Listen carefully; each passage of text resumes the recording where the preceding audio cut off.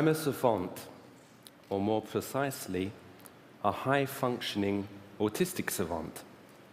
It's a rare condition, and rarer still when accompanied, as in my case, by self-awareness and a mastery of language. Very often when I meet someone and they learn this about me, there's a certain kind of awkwardness. I can see it in their eyes. They want to ask me something. And in the end, quite often, the urge is stronger than they are, and they blurt it out. If I give you my date of birth, can you tell me what day of the week I was born on? Or they mention cube roots, or ask me to recite a long number or a long text. I hope you'll forgive me if I don't perform a kind of one-man savant show for you today.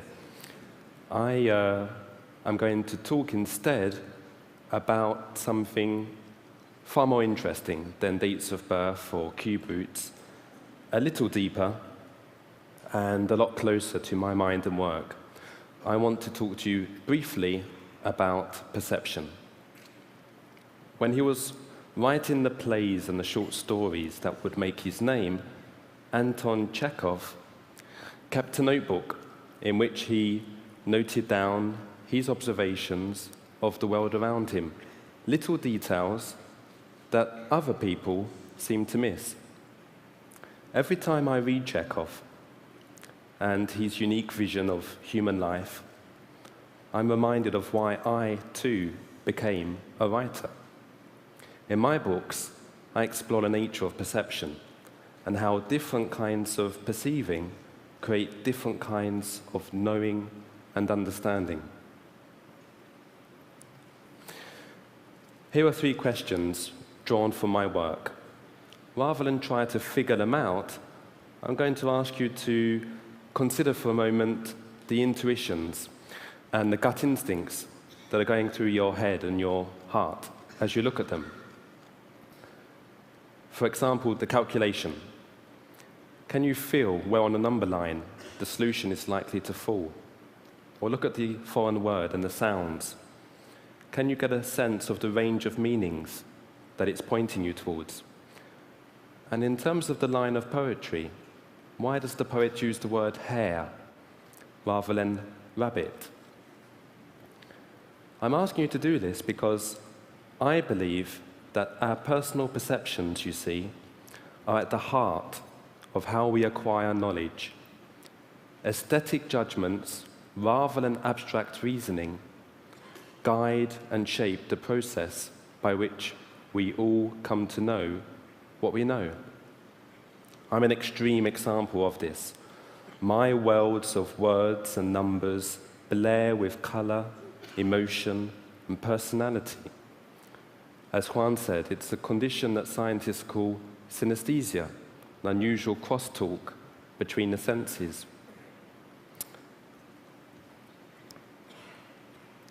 Here are the numbers 1 to 12, as I see them. Every number with its own shape and character. 1 is a flash of bright light. 6 is a tiny and very sad black hole. The sketches are in black and white here, but in my mind, they have colors. 3 is green, 4 is blue, 5 is yellow. I paint as well, and here is one of my paintings. It's a multiplication of 2 prime numbers, 3-dimensional shapes, and the space they create in the middle creates a new shape, the answer to the sum. What about bigger numbers? Well, you can't get much bigger than pi, the mathematical constant. It's an infinite number, literally goes on forever.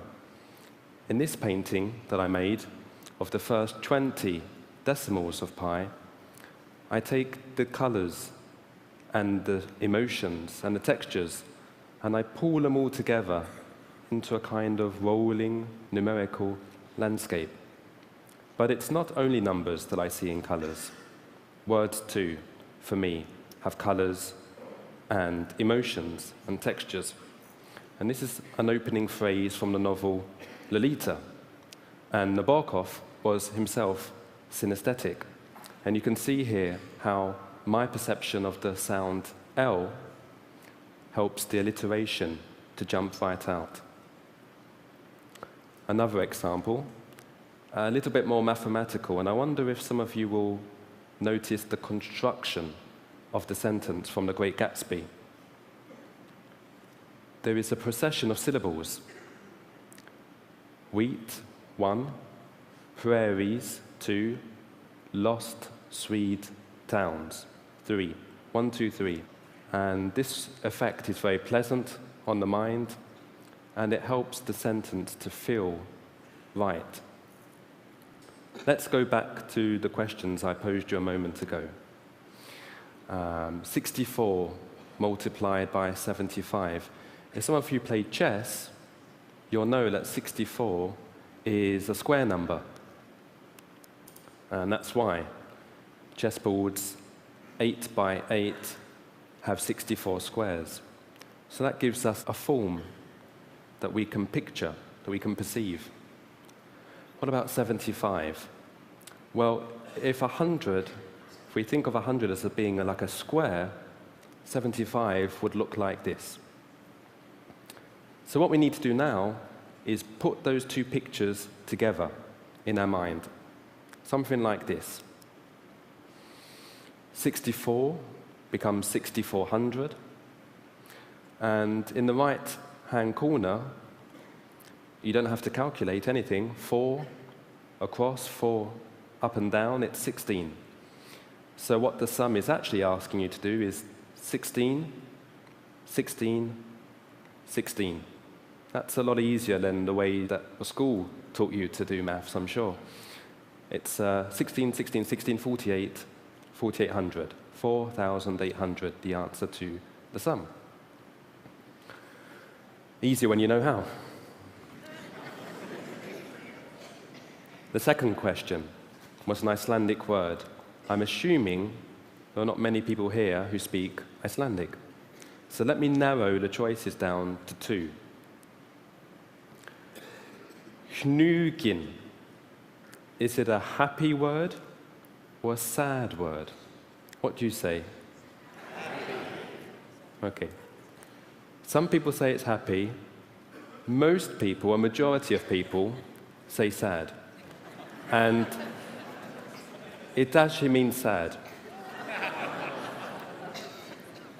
Why do, statistically, a majority of people say that a word is sad in this case, heavy in other cases? In my theory, language evolves in such a way that sounds match, correspond with the subjective, with the personal, intuitive experience of the listener. Let's have a look at the third question.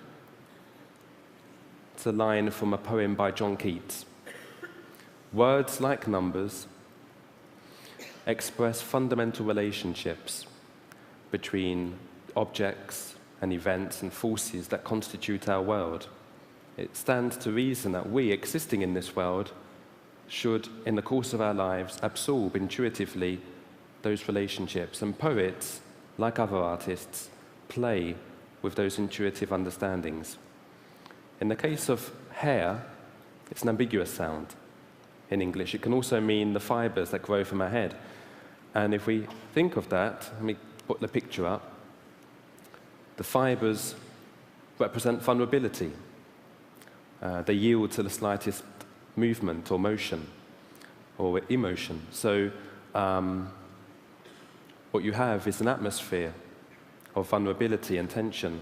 The hair itself, the animal, not a cat, not a dog, a hare. Why a hare? Because think of the picture, not the word, the picture. The overlong ears, the over-large feet helps us to picture, to feel intuitively what it means to limp and to tremble. So in these few minutes, I hope I've been able to share a little bit of my vision of things and to show you that words can have colors and emotions, numbers, shapes, and personalities. The world is richer, vaster than it too often seems to be. I hope that I've given you the desire to learn to see the world with new eyes. Thank you.